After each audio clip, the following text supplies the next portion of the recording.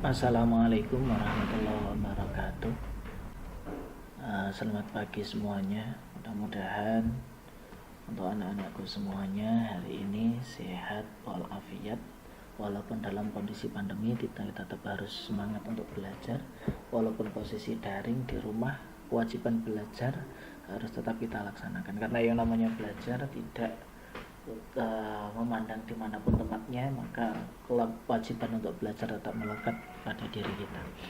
Oke anak-anak, untuk kesempatan kali ini kita akan berbicara tentang unsur-unsur hadis. Setelah kemarin kita belajar tentang apa itu hadis dan seterusnya, kita hari ini berbicara tentang unsur-unsur yang terdapat dalam hadis.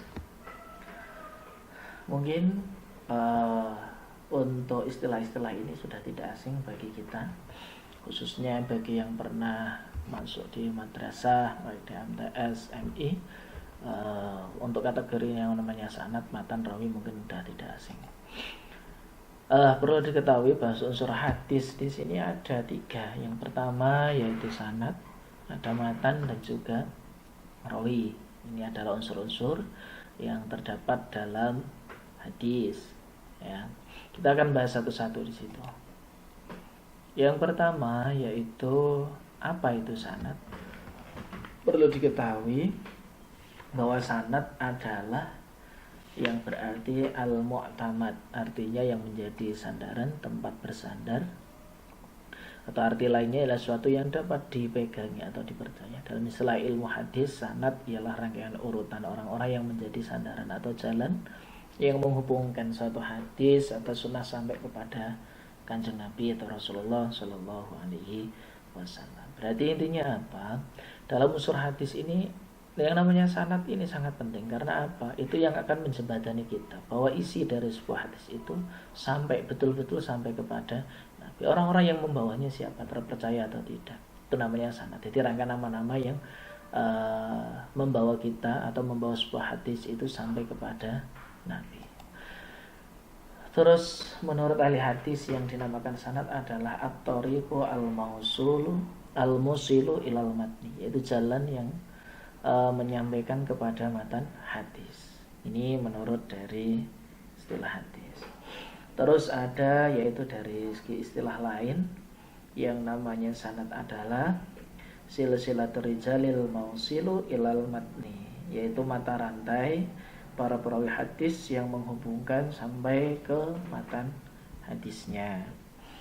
Itu. Jadi menerangkan rangkaian urutan sanad atau hadis disebut isnad. Ini. Kalau orang yang menerangkan sanad atau suatu hadis disebut musnid, sedangkan hadis yang diterangkan dengan menyebutkan sanadnya sehingga sampai kepada Rasulullah disebut musnad. Itu beberapa istilah kaitannya dengan sanad. Contoh di sini ada sanad yaitu hadatsana Abdullah bin Maslamah qala akhbarana al-Malikun an Yahya ibnu Sa'id an Muhammad, terus sampai kepada Rasulullah SAW. Ini adalah rangkaian nama-nama yang membawa hadis ini mulai dari Nabi, sahabat dan seterusnya sampai ke terakhir, yaitu yang membawa perawi terakhirnya. Ini namanya sanad. Terus yang selanjutnya yaitu pengertian matan. Dari segi bahasa, matan berarti punggung, jalan tanah, gersang atau tandus, membelah, mengeluarkan, mengikat. Ini adalah beberapa pengertian leksikal atau makna kamus, makna bahasa dari pengertian matan. Ternyata memiliki banyak sekali makna. Terus menurut dari ilmu hadis, menurut para ahli ilmu hadis, yang dinamakan matan adalah ma intaha ilaihi asanadu minal kalami fahuwa nafsul hadisil ladzi dzukirul isnadu lahu, yaitu sebuah perkataan yang disebutkan pada akhir sanad, pada akhirnya sanad, yakni sabda Nabi yang disebut sesudah habis menyebutkan sanadnya. Maksudnya gimana? Yaitu sebagaimana contoh, ya, perkataan yang disebutkan pada akhir sanad. Sanad kan tadi ini, akhir sanadnya di sini. Pada merujuk pada Nabi, yakni sabda Nabi, qala apa yang dikatakan Nabi. Ya, disebut sesudah habis sanadnya. Sanadnya habis kepada Kanjeng Nabi di sini. Maka ketika qala, nah setelah itu qala Rasulullah berarti masuk kepada kategori sanad. Contohnya di sini adalah innamal a'malu, ini maaf kurang innamal a'malu binniyat wa kullu imrin ma nawa faman kanat hijratuhu ilallahi wa rasulih. Ini masih kurang ya. Ini harusnya dikasih innamal a'malu binniyat. Nah, tulisan-tulisan yang biru ini namanya adalah matan, atau kalau boleh kita bilang adalah matan itu pembelajaran atau isi pokok dari sebuah hadis yang perlu kita pahami. Ini yang menjadikan dasar, dijadikan dasar sebagai syarat Islam, atau isi dari sebuah hadis itu namanya matan. Terus yang selanjutnya adalah rawi. Rawi yaitu orang yang memindahkan hadis dari seorang guru kepada orang lain atau pembukuannya ke dalam sebuah kitab hadis. Rawi pertama adalah para sahabat, dan rawi terakhir adalah orang yang membukukan hadis seperti Imam Bukhari, Imam Muslim, dan Imam Ahmad dan lain sebagainya. Nah, dengan kata lain bahwa rawi adalah yang membawa hadis itu sampai kepada kita. Nah, istilah rawi yang pertama ada tingkatan atau tobakoh. Tingkatan yang pertama yang pasti adalah para sahabat, karena beliau yang bertemu langsung kepada Nabi, panggil langsung, jadi dapat langsung dari Nabi. Terus kemudian dilanjutkan tabi'in, terus sampai kepada rawi terakhir, yaitu yang membukukannya. Berarti sebelum Imam Bukhari, sebelum Imam Muslim ini adalah guru-guru beliau. Dulu ketika mendapat itu ya belum dibukukan, belum dikodifikasikan.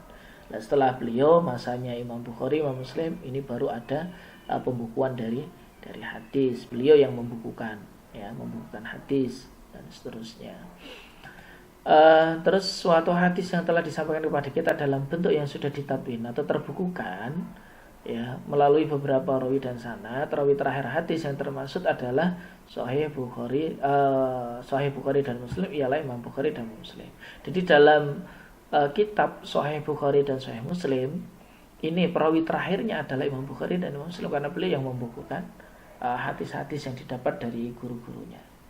Intinya seperti itu. Seorang penyusun atau pengarang bila hendak mengeluarkan suatu hadis yang ditakhrijkan dari sebuah kitab hadis, pada umumnya membukukan para perawi. Jadi kalau kita ngambil dari buku atau karya-karya beliau Imam Bukhari dan Muslim, maka kita di akhirnya akan menyebutkan rawahu Muslim atau rawahu Bukhari, karena beliau adalah perawi terakhir ketika sudah membukukannya.